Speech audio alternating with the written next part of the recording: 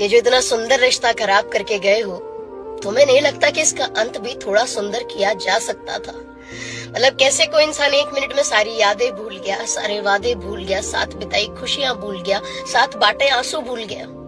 तुम तो मुझे अपनी पूरी दुनिया कहते थे, तो तुम्हें नहीं लगा कि जाते जाते मुझे अपनी दुनिया को ठीक से अलविदा तो कह देना चाहिए?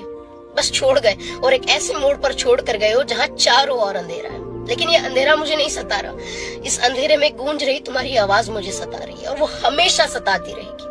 Your memories will haunt me forever and I will let this happen। क्योंकि जिस इंसान से मैंने सबसे ज्यादा प्यार करा, उसने तो मेरे बारे में रत्ती भर नहीं सोचा और चल दिया।